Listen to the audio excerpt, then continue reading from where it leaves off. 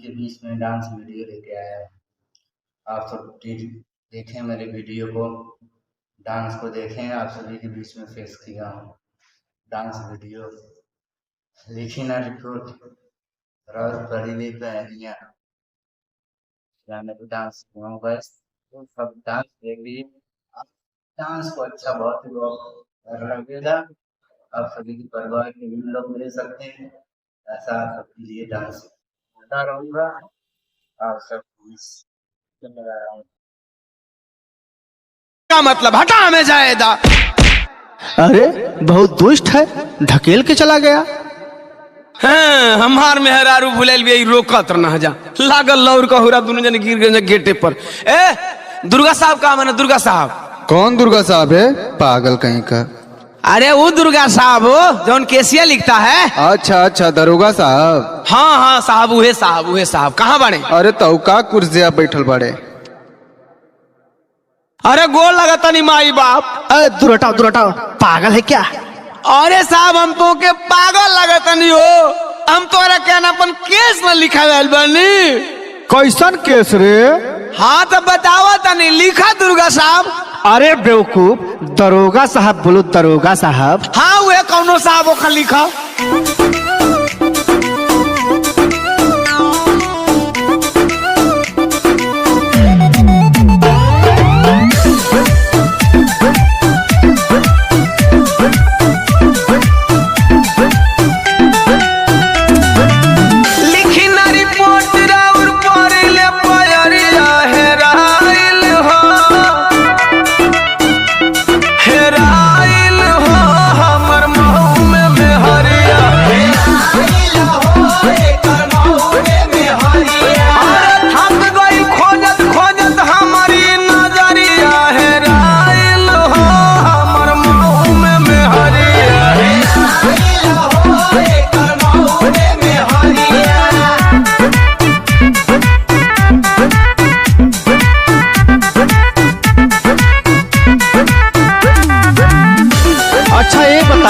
अपने बीबी को तुम कहाँ लेके जा रहा था? अरे साहब लेके जा रहे हो, आवत नहीं। कहाँ से? आवत रहली लेके साहब ओके ससुरारी से, भिट्टी चौराहा पर उतरली मोटर गाड़ी से। अच्छा एक बार फिर से बताओ तो। वही रे का साहब सुना। आवत रहली लेके साहब ओके ससुरारी से, भिट्टी चौराहा पर उतरली मोटर गाड़ी से। छूट गई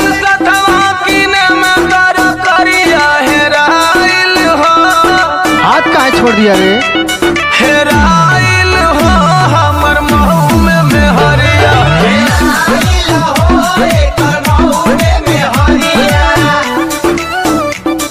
अरे साहब कोनो उपाय करो ना, हम अपना मेहरारू का एक लौटा मरद नहीं। अच्छा शांत हो जाओ, रो मत, मिल जाएगी। अरे पैसे मिली हो साहब। अच्छा ये बताओ उसका कोई पहचान है? साहब दूध नियर उजर, मेहरी के बिना कैसे होई हमर गुजर। अरे ऐसा तो सबका मेहरारू होती है। सुनो ना, गोरगार बिया साहब दूध नियर उजर, मेहरी के बिना कैसे होई हमर गुजर।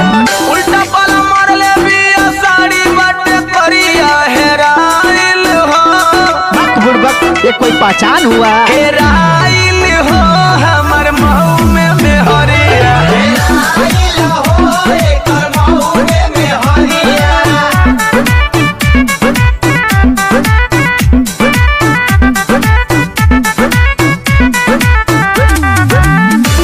इतना पहचान पर्याप्त नहीं है, कुछ और पहचान बताओ। अरे गल्ला साहब बताओ तानी हो। कहना में बाली बाटे, नोकिया में नोथिया,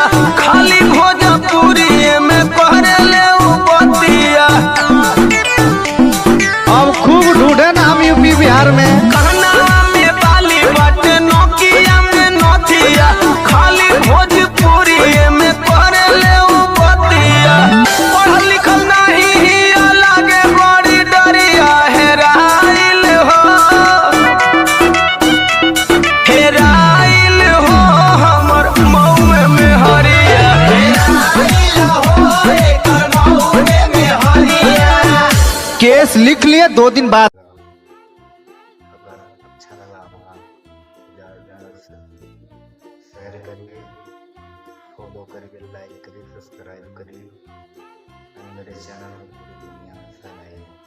तो आप सभी के परिवार में लोग कैसे हैं उसको कमेंट में बताइए। मेरा डांस कैसा लगता है वो भी बताइए।